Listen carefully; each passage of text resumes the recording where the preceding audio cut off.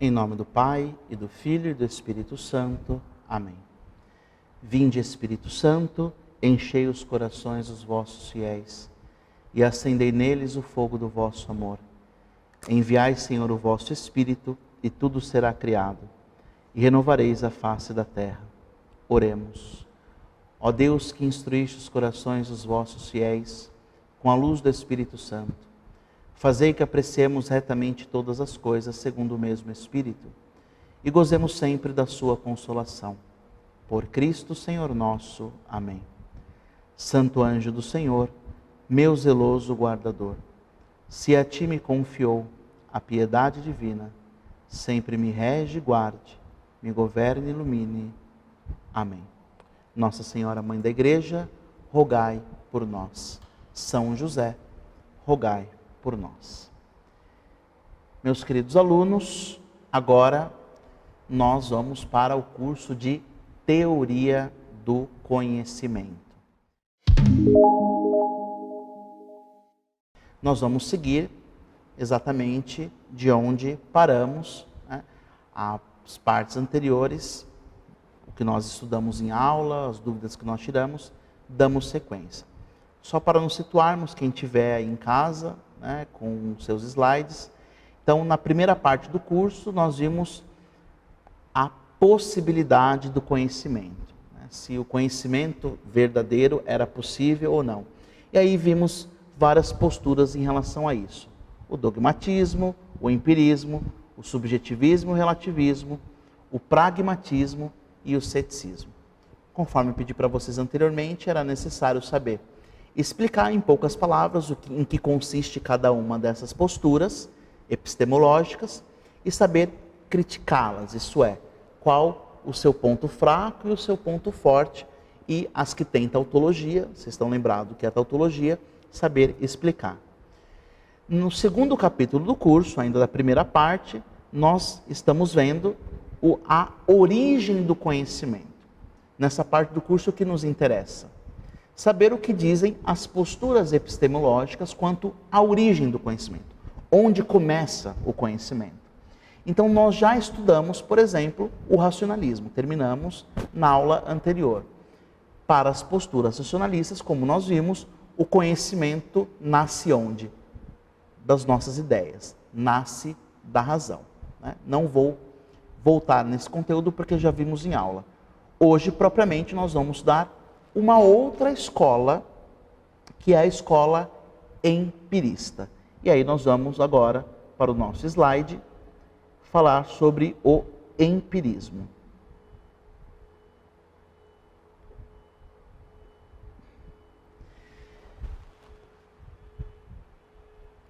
Do mesmo modo que nós vimos quanto à possibilidade do conhecimento, que o dogmatismo, o ceticismo, eles eram opostos, nós vamos ver que o mesmo processo se dá agora quando nós falamos sobre a origem do conhecimento.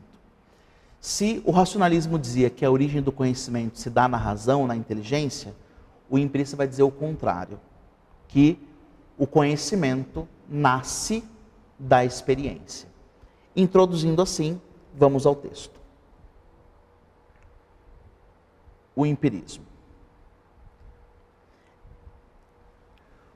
O empirismo se opõe à tese do racionalismo, segundo a qual o pensamento, a razão, é a verdadeira fonte do conhecimento.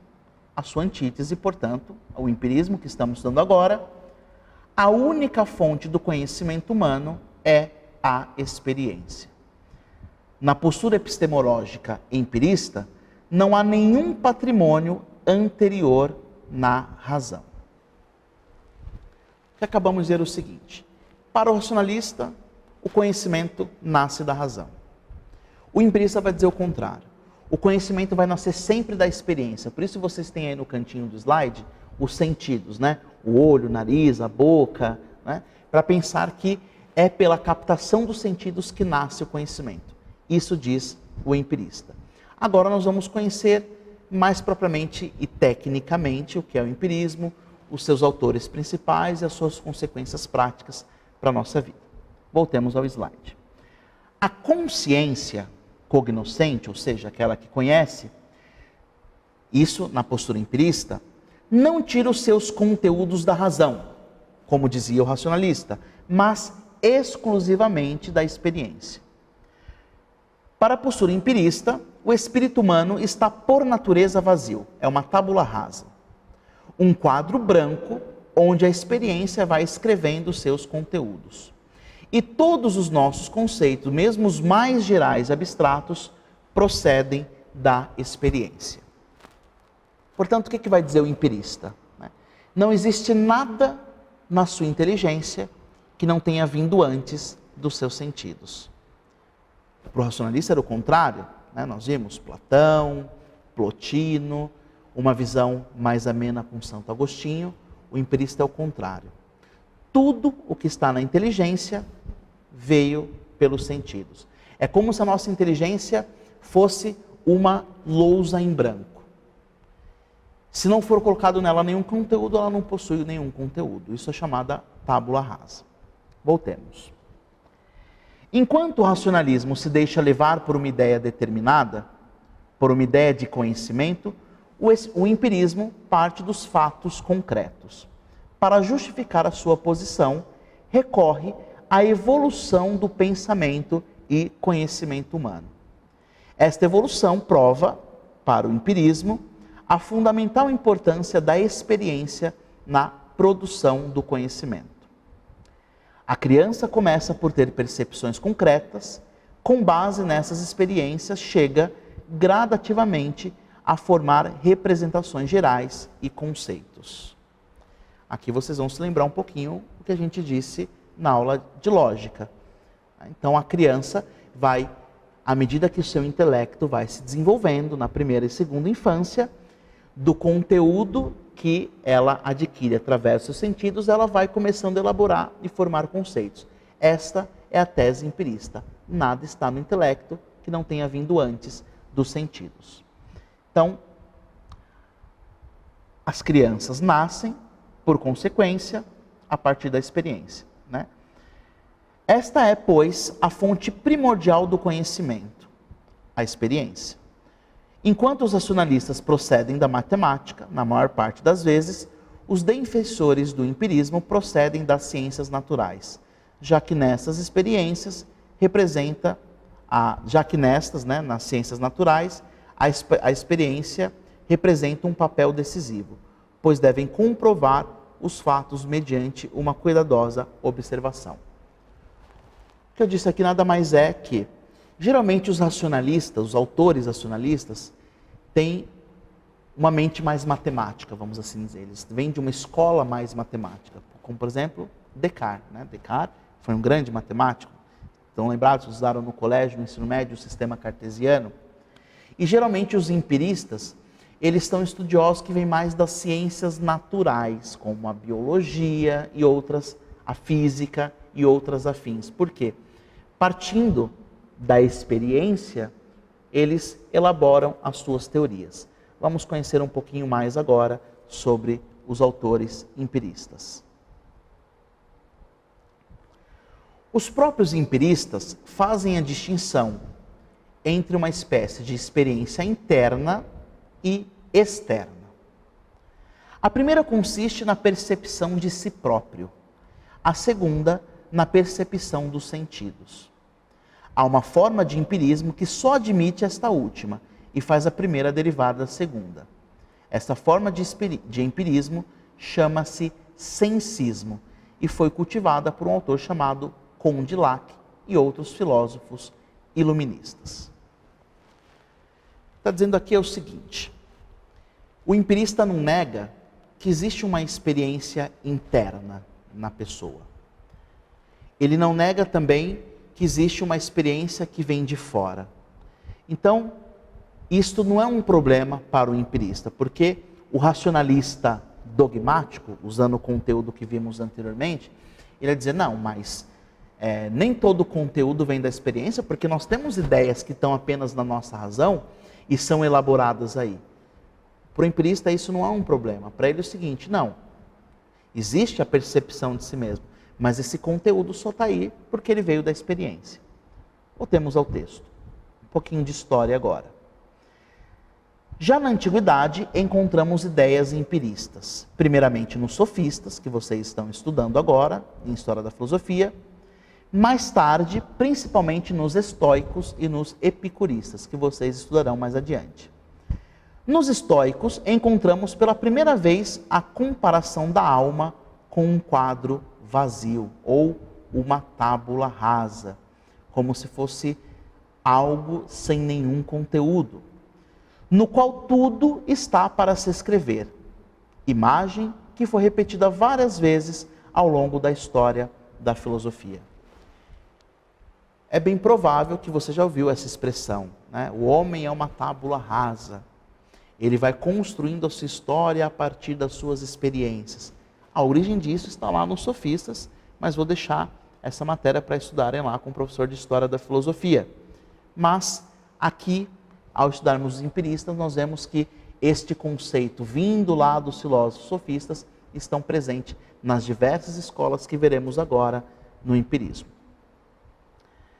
O desenvolvimento sistemático do empirismo é obra da filosofia moderna. Podemos dizer, então, que o empirismo, enquanto escola filosófica, é uma produção da filosofia moderna.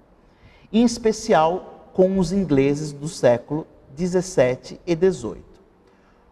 O verdadeiro fundador é considerado John Locke, que faleceu aí em 1704.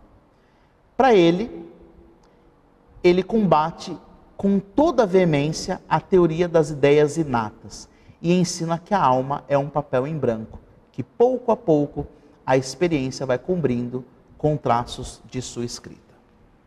Vamos recapitular um pouquinho? Quem é que dizia isso, que a alma é um papel em branco? Quem é que dizia que a alma, quando encarnada, portanto, aprisionada pela matéria, é como se fosse um papel em branco? Estão lembrados quem?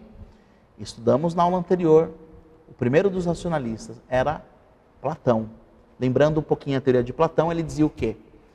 Que existe o mundo das ideias, aquele lugar que ele chama de hiperurânio. Para ele, as verdadeiras ideias existem lá, portanto, no mundo das ideias. A alma, quando encarnada, é em branco, mas ela possui reminiscências, recordações, lembranças do mundo das ideias. Por isso que para ele o conhecimento não está nascendo da experiência específica, não. Da onde está nascendo o conhecimento? Das reminiscências, das lembranças inatas, portanto, que nascem com a pessoa lá do mundo das ideias. Vocês, quando estudarem também História da Filosofia, o Mito da Caverna, vão ter uma imagem aí ainda mais clara. Aqui, a grosso modo, para Platão, enquanto estamos nesse mundo, nós não estamos vivendo a verdade, propriamente dito. Porque a verdade tal e qual, a verdade absoluta, só se dá lá no mundo das ideias. Para ele, tudo nesse mundo é uma sombra. Tudo que nós conhecemos, portanto, é uma imagem imperfeita de ideias perfeitas que estão no mundo das ideias. E o empirista? O empirista nega completamente essa teoria. Para o empirista, a nossa inteligência não possui nenhum conteúdo reminiscência. Ela nasce completamente vazia. Aqui uma observação para a nossa vida pastoral, para a nossa reflexão existencial. Podemos dizer que, de certa forma, Platão seria o primeiro pai de uma filosofia reencarnacionista. Inclusive, os espíritas estudam muito o platonismo. Para eles, essa ideia do eterno retorno dessas reminiscências, também chamado de mentepsicose, tem uma origem lá em Platão. Outras consequências práticas estudaremos no curso de Filosofia da Religião. Voltando ao conteúdo de hoje, basta sabermos que o empirista desconsidera completamente esta teoria platônica e de outros racionalistas de que existe algum conteúdo da nossa inteligência. É uma tábula rasa. Tudo que está aqui nasceu dos sentidos. Voltemos ao texto. Próximo slide. Há uma experiência externa e uma interna. A externa seria a sensação, ou seja, aquilo que vem através dos 5 sentidos clássicos. E a experiência interna? A reflexão que acontece posteriormente. Os conteúdos da experiência são ideias ou representações, umas vezes simples, outras mais complexas. E estas últimas se compõem de ideias simples. As qualidades sensíveis, primárias e secundárias, pertencem a estas mesmas ideias. As primárias são resultados da percepção de um único sentido e as secundárias o resultado da percepção de mais de um sentido. Isso não é difícil de compreender. O que ele está dizendo, os empiristas, especialmente John Locke, vai dizer especialmente o seguinte: a experiência externa, aquela que eu vejo com os olhos, escuto com os ouvidos, ou seja, aquela que eu percebo com os sentidos, chama-se sensação. E aquela experiência interna, a reflexão propriamente dita, né, vem a partir de representações dessas impressões que os sentidos me trouxeram. As primárias são aquelas que eu capto somente com um sentido, as secundárias com mais de um sentido. Isso depois vai ficar muito mais claro e mais completo, menos deficiente, quando estudarmos a teoria do conhecimento de Santo Tomás de Aquino. Voltemos ao texto. Uma ideia complexa é, portanto, a ideia de substância. O que está dizendo aqui? O que é a ideia de substância? É o conjunto de qualidades sensíveis de uma coisa. O pensamento não agregaria nenhum outro elemento, pois se limita a unir uns aos outros os diferentes dados da experiência. Assim, não existe nada nos nossos conceitos que não proceda da experiência externa ou interna. Na questão da origem psicológica do conhecimento, Locke adota uma postura rigorosamente empirista. O que ele está dizendo é o seguinte: vamos pensar numa ideia aparentemente muito abstrata. Estou pensando agora como Locke. A ideia de substância, por exemplo. Vamos pegar a definição de substância, né? O que compõe uma ideia, ou melhor, vamos pensar um conceito muito concreto. Vamos pensar no conceito de pessoa, né? De Boécio, por exemplo. Substância individual de natureza racional. Aí você vai dizer o seguinte: nossa, essa é uma ideia puramente intelectual. Substância individual de natureza racional? Mas o empirista Locke e outros diriam o seguinte: sim, mas o teu conceito de substância só veio a partir da sua experiência. De racional, porque de alguma forma você aprendeu através da experiência o que é racional, o que é individual. Então, assim ele explica esses conceitos abstratos que nós temos na nossa inteligência. Voltando ao texto, outra coisa, porém, é a questão do seu valor lógico. Se bem que todos os conteúdos do conhecimento procedam da experiência, o seu valor lógico não se limita de modo algum a esta. Há verdades que são completamente independentes da experiência e, portanto, universalmente válidas. A esta classe pertencem as verdades da matemática, e sua validade reside no pensamento e não na experiência. Neste ponto, Locke infringe os princípios do empirismo ao admitir as verdades a priori. Vamos ao próximo slide, porque vai ficar um pouquinho mais claro no próximo slide.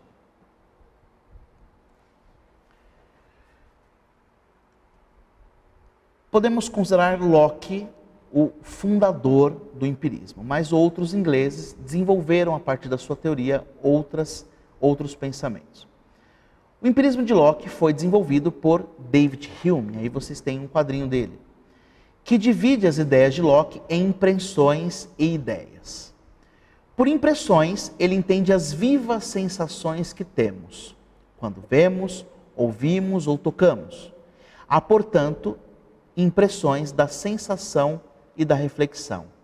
E por ideias? Por ideias ele entende as representações da memória ou da fantasia, menos vivas do que as impressões. e que surgem em nós baseadas nesta. Hume baseia-se no princípio de que todas as ideias procedem das impressões e não são nada mais do que cópias destas impressões. Este princípio serve-lhe de critério para apreciar a validade objetiva das ideias, devendo-se assinalar a cada ideia a impressão correspondente.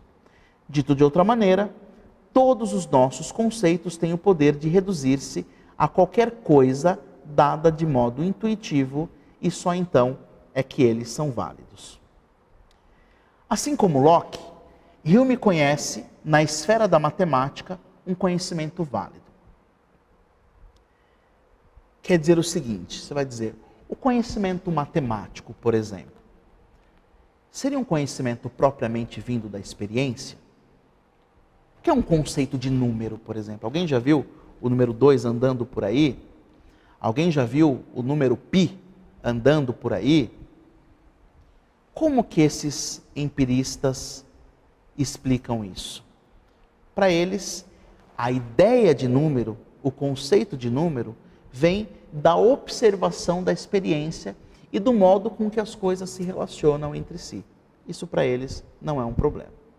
Voltemos ao texto. Todos os conceitos desta forma de conhecimento são derivados da experiência, o que eu acabei de falar. Mas as relações existentes entre eles são válidas independente de toda a experiência. Por quê? Porque a inteligência pode elaborar, a inteligência pode reelaborar, e essa elaboração e reelaboração vem através de um conteúdo advindo da experiência, mas depois a inteligência trabalha sobre ela. As proposições, olha a lógica aí aparecendo. Lembram quando eu disse no início dos 2 cursos que a certo ponto as matérias iam se encontrando porque elas são interdisciplinares? As proposições expressam essas relações. As proposições que expressam estas relações podem ser descobertas pela pura atividade do pensamento e não depende de nenhuma coisa existente no mundo, que eu acabei de dizer. Já no século XIX, encontramos as teses empiristas desenvolvidas por outro filósofo inglês. Ele chama John Stuart Mill, esse aí que vocês estão vendo na foto. Ele ultrapassa, ou melhor, desenvolve ainda mais a teoria de Locke e Hume, ao reduzir também o conhecimento matemático à experiência. Então, disse para vocês que Locke e Hume entendiam que o conhecimento matemático derivava da experiência. Stuart Mill vai além, ele vai ser ainda mais empirista. Para ele, o conhecimento matemático se reduz propriamente à experiência. Voltemos ao texto. Até as leis lógicas do pensamento, aquelas que estamos estudando no curso de lógica, para ele tem sua base de validade na experiência. Essas teses são desenvolvidas pelos empiristas lógicos no século XX. E seu principal representante será também o filósofo inglês Bertrand Russell. Próximo slide. Assim como os racionalistas tendem a um certo dogmatismo metafísico, e aqui nós já estudamos o que é dogmatismo, os empiristas tendem mais para o ceticismo metafísico. Então, lembrados quando estudamos o dogmatismo? O racionalismo, aquela escola última que a gente viu em sala de aula, se pareceria mais com quem? Com os dogmatistas. E os empiristas? Mais aos céticos. Podemos dizer que, de modo geral, a grosso modo, o empirista geralmente tem uma postura cética em relação à possibilidade do conhecimento. E o racionalista? Geralmente uma postura mais dogmatista, não dogmática, dogmatista em relação à possibilidade de se conhecer ou não verdade. É por isso que a nossa cultura de hoje é uma cultura muito materialista, muito empirista. E é por isso também que o ceticismo está mais em voga do que propriamente o ateísmo, a negação, por exemplo, de Deus ou das realidades transcendentes. Por quê? Se eu entendo que o conteúdo da minha razão só vem da experiência, aquilo que não se reduz à minha experiência sensitiva, não pode ser objeto de conhecimento. Por agora, isso não vai ser um problema para nós. Quando estudarmos a teoria do conhecimento tomista, e especialmente a teoria do conhecimento de Kant, este grande mosaico, este grande quebra-cabeça que estamos fazendo vai ficar muito mais claro na nossa inteligência. Mas aqui nós já podemos ir tendo algumas intuições de perceber onde isso nos vai dar. Como você sabe, não gosto, né? E não devemos gostar de ficar no filosofês, numa postura intelectualista. Mas o objetivo do nosso estudo da filosofia é compreender o mundo à nossa volta, a realidade que nos cerca, o ambiente em que nós vivemos, a nós mesmos. E por isso que estudar essas escolas, essas teorias todas que podem parecer técnicas demais e até chatas, vai se tornando algo que muda a minha experiência em relação à vida, quando eu começo a compreender o quanto isso influencia na minha vida de hoje. Então, mais do que criticar a sociedade materialista, relativista, hedonista, compreender como este processo se deu na história é importante.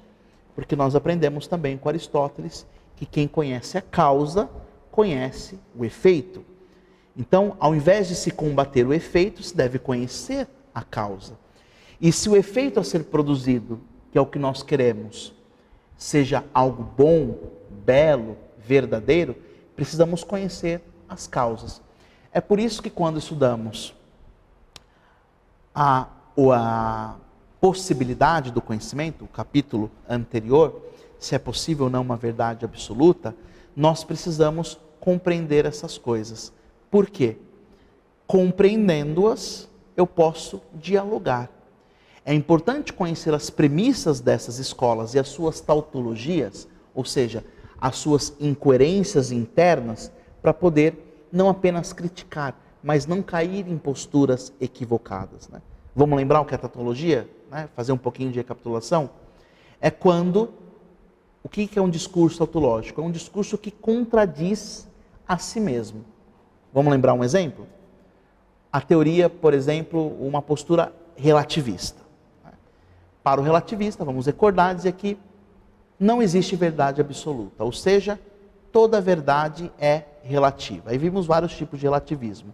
Relativismo de tempo, de ideia, de conceito, mas a premissa fundamental é, para o relativista não existe verdade absoluta porque tudo é relativa. É ponto de vista de cada pessoa, de cada cultura, de cada época. Ora, o relativismo tem, portanto, esta premissa, ou esta conclusão: não existe verdade absoluta porque tudo é relativo. Mas se esta é também uma proposição, se ela for verdadeira, automaticamente a tese relativista está errado. Porque se não existe verdade absoluta, inclusive esta é falsa. Então, muito importante é, mais do que criticar autores, conhecer o fundamento de seus pensamentos. Nesse momento não estou dizendo que concordo com Hume, que concordo com Locke, que concordo com Stuart Mill. Apenas tento explicar, mais ou menos, relativamente à teoria do conhecimento deles, o que eles pensam.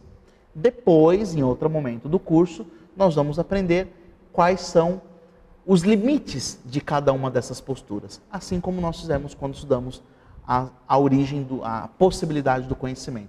O dogmatismo, o relativismo, o ceticismo, o subjetivismo. Voltemos ao texto. Qual o significado do empirismo para a história? O significado do empirismo para a história do problema do conhecimento consiste em ter assinalado com energia a importância da experiência perante o pouco caso que o racionalismo lhe dava dentro do processo de conhecimento. Mas o empirismo substitui um extremo pelo outro, assim como nas escolas anteriores, né? Os extremos se tocam, fazendo da experiência a única fonte do conhecimento, ao contrário do racionalista que dizia somente a razão é a fonte do conhecimento. Isto não é possível, como reconhece ainda que indiretamente os maiores representantes do empirismo, Locke, Hume, ao assentarem um saber independente de toda experiência, junto ao saber fundado nesta, qual seja o saber matemático. Voltemos para cá um pouquinho. O que eles estão dizendo, ou melhor, né, fazendo uma análise da história, qual uma contribuição que a escola empirista deu para a história? A partir de Descartes, houve uma grande ruptura, né? Inaugura-se um novo período na história da filosofia. Isso vocês estudarão melhor o ano que vem, estudar a história da filosofia moderna. Mas toda a filosofia antiga, clássica e medieval muda de paradigma. E porque Descartes é um racionalista, as teorias racionalistas passam a imperar e influenciar no comportamento, na formação cultural, acadêmica, literária, artística, estética, metafísica daquele mundo moderno. Porém, como nós vimos já também em sala de aula, a postura racionalista, embora tenha o seu fundamento, possui os seus limites. Então, qual foi a contribuição do empirismo? O empirismo contribui de que forma? Ele aponta os limites de uma teoria demasiadamente racionalista e traz, de certa forma, a reflexão para a experiência. É verdade que temos conteúdos na inteligência? Sim, é verdade. Mas é verdade também que os conteúdos que lá estão também, não exclusivamente, vêm da experiência. Então, Hegel vai dizer depois que a história está justamente neste processo dialético. Uma tese, uma antitese, uma síntese que vira uma nova tese, assim por diante. Estou muito longe de ser um hegeliano, mas mais para frente vamos compreender melhor isso. Por ora, o que eu quero de vocês? Que vocês saibam identificar o que é um empirista. O que é um racionalista? Quais as contribuições de um pensamento racionalista? Quais as contribuições de um pensamento empirista? Mas também os seus limites. Melhor ainda, um passo a mais, se esta sua reflexão teórica consegue partir para a sua vida. Ao ler um artigo, ao ver um vídeo no YouTube, ao ver um comentário político, uma homilia, uma pregação, ler a vida de um santo, analisar a si mesmo, saber identificar naquele discurso, se é um discurso que pende mais para um racionalismo, se pende mais para um empirismo, e assim você sabendo se situar nesse mundo até que você consiga formar os próprios conceitos. Repito que quando estudarmos a teoria do conhecimento aristotélico-tomista, que é anterior a todas essas, o que prova que eles não conheceram profundamente a teoria do conhecimento aristotélico-tomista, resolvem-se todos esses problemas. Não pende nem para uma coisa nem para outra, mas considera todas as possibilidades. Aí você pode me perguntar, mas se uma postura racionalista, né, a de Descartes, claro, Platão vem antes de Aristóteles, vem depois, né, anos, séculos depois, por que não considera, por exemplo, o empirismo, a experiência que vem do sentido? E o empirismo, por que não relaciona tudo isso? Porque, compreendendo a história, nós vemos que, a partir da Idade Moderna, houve um certo abandono de toda a filosofia clássica. E, inclusive, a nomenclatura de todo o período da história medieval, como Idade das Trevas, período de obscurantismo, de pouco conhecimento, é uma coisa moderna e, sobretudo, iluminista, e influencia diretamente nos tempos de hoje, na história contemporânea. Então, neste período, se desejava ardentemente descobrir uma nova forma de pensar, uma nova forma de situar-se no mundo. O mundo passa por grandes transformações nessa época. Essa análise é muito importante. Basta pensar, por exemplo, que neste mesmo período de Descartes, o sistema geocêntrico muda completamente.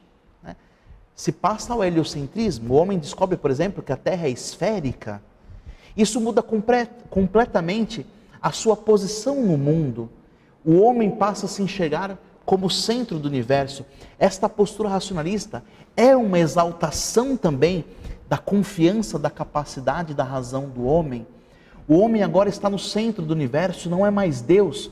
Ao se colocar no centro do universo, ele exalta quê? As suas características mais altas, que é a razão. Né? E o empirismo vai reequilibrando tudo isso, aí você vai me dizer, mas puxa, não estudaram profundamente Aristóteles e São Tomás? A resposta é não. Quando leram Aristóteles, quando leram São Tomás, leram a partir de perspectivas e autores já com influências racionalistas, cartesianas e ainda anteriores a Descartes, especialmente Duns Scoto, Soares e outros autores mais que vocês estudarão no curso de História da Filosofia. Por que o padre está dizendo tudo isso agora? Simplesmente porque essas informações vão ficando aí, vão navegando na sua inteligência. E quando vocês estudarem mais aprofundadamente estes autores, no curso de História da Filosofia, vocês vão poder relembrar o que estudamos em Teoria do Conhecimento e assim formar um quadro melhor. Porque o nosso curso, ele é sistemático. Nós vamos formando um grande quadro, uma bela imagem com pequenas peças. Não estou ensinando aqui para vocês a exaustão, o pensamento de John Locke, de David Hume, de Stuart Mill, mas somente o pensamento epistemológico desses autores. O que eles pensam, portanto, a respeito de teoria do conhecimento. Ou seja, o como se dá para eles o processo do conhecimento humano, como a nossa mente raciocina. Eles têm concepções de mundo também éticas, políticas, morais, que vocês estudarão nas outras disciplinas. Aqui vamos fazer uma pequena relação. Para um autor empirista, o que seria uma forma de viver? Qual seria a forma de viver mais importante para o empirista? Aquilo que é prático. Portanto, o empirista é também sempre um homem prático. Né? Ele não vai se preocupar muito com questões metafísicas, aquela metafísica clássica de Aristóteles, desenvolvida também e aprofundada por Santo Tomás, vai caindo em descrédito. E neste processo, como nós vamos formando o quadro, isso no final do ano vai estar muito claro para a gente, a metafísica vai deixando de ser a ciência do ser enquanto ser, a perspectiva de totalidade, a observação de toda a realidade, a filosofia primeira, o estudo das causas, para se converter em ontologia, do estudo do ente concreto, o ser concreto, até se converter em teoria do conhecimento. E por fim, essa é a minha tese, se converte propriamente numa pós-metafísica ou uma antimetafísica. Alguns autores que ouviremos falar também mais para o final do curso, como Habermas, considera o mundo atual como um mundo pós-metafísico. Mas ao elaborar a sua teoria, que estudaremos também a teoria do conhecimento de Habermas, nós chegaremos à conclusão que, na verdade, o seu pensamento pós-metafísico é, na verdade, uma antimetafísica. Por quê? Porque a metafísica foi se convertendo pouco a pouco em teoria do conhecimento, em epistemologia. Essa tese não é apenas minha, aliás, não é minha, evidentemente, mas dela partilho, né? Mas gente do mais alto gabarito, da mais alta filosofia, dos autores que costumo citar ao longo do nosso curso, como o Monsenhor Luiz Clavel, professor Juan José Sanguinetti, professor Francisco Fernandes Labastida, e tantos outros, Stephen Brock, Robert Spellman, e tantos outros, né? Um que está sendo muito estudado agora no Brasil, Robert Scruton, né? Que estão sendo mais aprofundados agora, partilham desta mesma visão de mundo que explico para vocês agora. Alguns desses tive a oportunidade, foram meus professores, e concordo e penso como eles. Esta é a nossa análise dessas realidades. Evidentemente, você que me escuta, absorve todo esse seu conhecimento, não precisa concordar exatamente com tudo que eu falo, mas tentando extrair daquilo que é falado, das nossas reflexões, das observações em sala de aula, formando as suas convicções, sobretudo aprendendo a ler a realidade. Né? Aproveito para dizer que algum questionamento, alguma intuição, alguma interpretação do que nós estamos estudando aqui, que vocês queiram partilhar, podem mandar mensagem no nosso grupo e podemos refletir algumas coisas. Essa parte do curso ainda muito inicial é muito técnica, é muita teoria.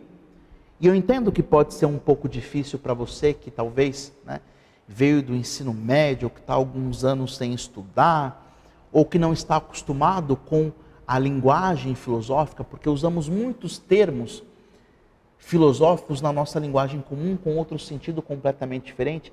Mas não se preocupa, essa carga teórica agora, que parece um tanto quanto pesado, depois vai se tornando muito familiar. Importante mesmo, repito e desculpe insistir, é ir formando este quadro. Então, quando você lê o texto, você tem uma absorção. Quando vê o professor falando em aula, na videoaula, aprende mais um pouco. Depois da videoaula, da sala de aula, você volta ao texto, compreende mais alguma coisa.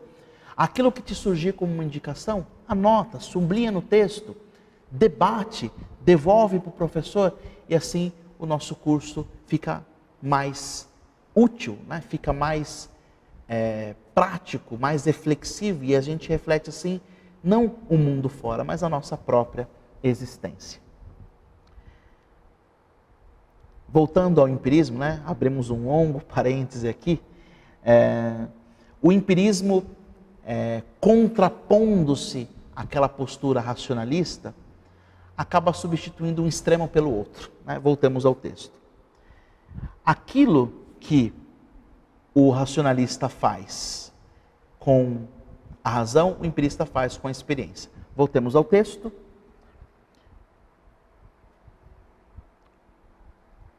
Ele faz da experiência a única fonte do conhecimento.